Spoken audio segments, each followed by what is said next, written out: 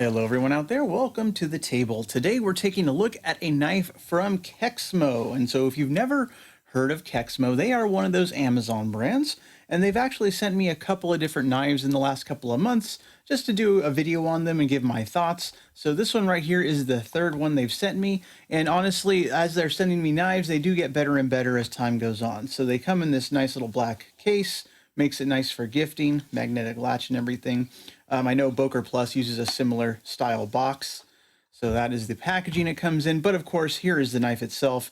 This particular one is a blacked out version of the blade. And we have wood handles, black coated blade. There is also a version of this with a satin blade and like red wooden handles essentially. So more of a traditional wooden look. This one was blacked out though, so I kind of opted for this one. No real reason, I just kind of wanted to see how the blackened color would come out. So this one right here, we are looking at a standard everyday carry size knife. So let's pull out the ruler to give you an idea of the overall length. So we can see right here, this knife is coming in right at 7 inches long in overall length. And the blade length is maybe a hair over 3 inches long. So a lot of knives out there nowadays, 3-inch blade, 7-inch overall length, very, very common EDC size. And so they got that right here with this knife. But taking a look at the features of the knife, let's go ahead and close it up. We can see that this knife right here has the wooden scales, and being blacked out, they call it ebony wood. You know, it's a dyed wood essentially. So it's all black, but you can still see a little bit of the grain, and it's smooth. There's no real texture, of course, because it is wood. And I don't have too many wood-handled knives, so that's one of the reasons why this one piqued my interest when KEXMO offered it to me. So we have the black wood handles, and I kind of see a little bit of a flaw right here. If you look real closely by the pivot, you can see there's a little bit of that natural wood color coming through. So I imagine if you went any deeper into the surface of this wood, you would start to see more of the natural wood color coming through, so the dye maybe didn't take right there. But right along with these smooth handles, you can see there's a deep carry pocket clip, not reversible at all.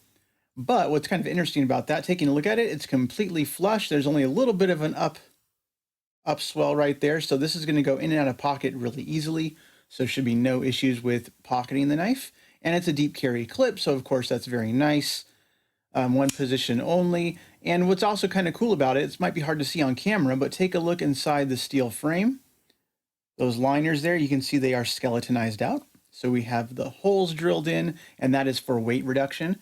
So for a 7-inch knife, 3-inch blade, the weight of this knife is coming in at 3.35 ounces. So pretty good weight for a knife of this size, especially with steel liners, with full scales and everything.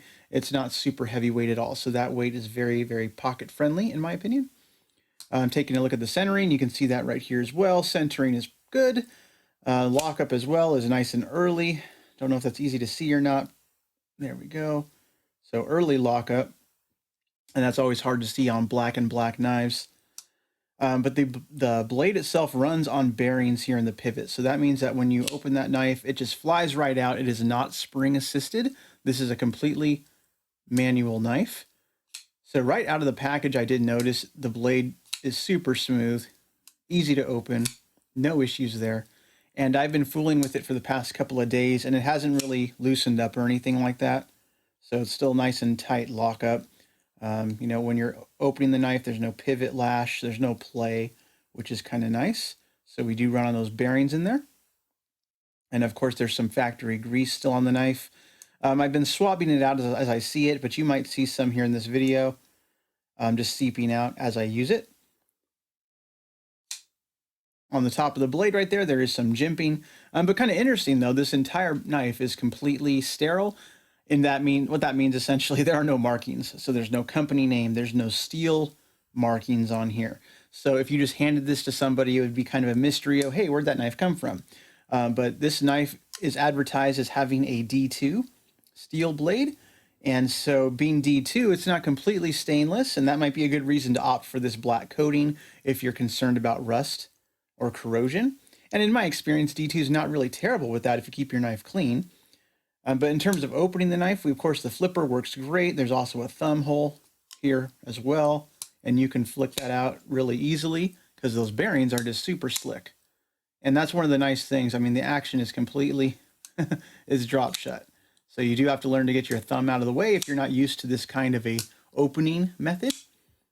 But it feels very secure in hand. 7 inches of overall length means this handle, this swell, at least for my hand, it fits pretty nicely. If you have big hands, you may think this knife is a bit small, but that's really just what I thought about it right here. On the back, we have a lanyard hole. So we have a nice spacious lanyard opening.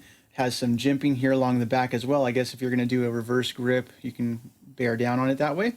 I don't know who does that, but it's there. And the lanyard, of course, as an option is kind of nice to have. So deep carry pocket clip, lanyard hole, black wood scales. The pivots do use a T8 bit on both sides. I have not tried to disassemble this because the knife is working fairly well out of box. So no reason to do that. And the blade, of course, is nice and sharp. So no issues with the sharpness out of the box. In fact, out of the 3 KEXMO knives they've sent me, this one has been the sharpest out of package, which is kind of nice. So we will do some quick size comparisons with this knife because, of course, everyday carry size knife, if you're just shopping on Amazon, you type in pocket knife, this might be one of your top results. But if you're going into the dedicated pocket knife world, some of the competition out there, this right here is kind of a silly option. This is the CIVIVI Elementum. Kind of a crazy colorway, but in terms of overall length, you can see how similar these two knives are. So overall blade length is similar, handle length is similar. CIVIVI just happens to be a more renowned name in the Chinese knife industry. Very well made knives. So that is the Elementum. This right here is a US made knife, and this is the Kershaw Blur. It's going to come in a little bit bigger than this one is. So nice aluminum handles. Sandvik blade steel on this one. Very common pocket knife, but to give you an idea of the size, both blacked out models. It's just a little bit larger, a little bit heavier, but really not a major difference between the two. So very also everyday carry friendly pocket knife right here, the Kershaw Blur. So we have these two on the table. And then I'll pull out one more smaller knife that'll make a good comparison. This right here is the Benchmade Mini Griptilian. So not the full size, but the mini grip. So side by side, we can see again, very similar overall length. The blade on the mini grip, maybe it's a smidge shorter, but handle size again, very comparable. Handle thickness, very comparable overall. So I think all these are great comparisons and great options. But the thing is, of course, if you're buying one of these other knives, it means you have more money on your budget. And so this one right here, this KEXMO branded knife, comes in around 30 bucks. And even at $30, there's a lot of competition out there. There's a lot of great knives you can get at that price. But if you're an Amazon shopper and you just see this pop up in your sidebar, you may be wondering, hey, how are these unbranded knives? Are they any good? And so the answer to that is actually yes. I'm actually surprised at the features we see on a low-end knife of this price point. It's not a name brand, it's not a Benchmade, it's not a Kershaw, it's not even a CIVIVI, but what it is it's inexpensive. And if you click buy, you add it to your cart and purchase it, you're not going to be disappointed with what you get. These are not shoddy knives, they're not gas station knives.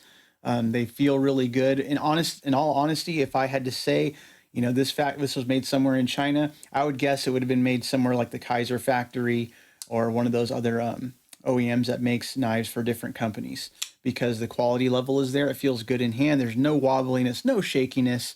We even have those skeletonized liners, for Pete's sake. So, and that's something you see on a lot of knives from these well-renowned knife makers. So just my thoughts and opinions on the KEXMO all blacked out wood-handled knife. I'll throw a link in the comments. I don't know, sometimes they have coupon codes and stuff, and maybe they'll be active when you see this, maybe not. But if you have any questions about this one, feel free to drop a comment below. I'd love to answer those for you. But I hope you all have a nice day, everyone. See you later.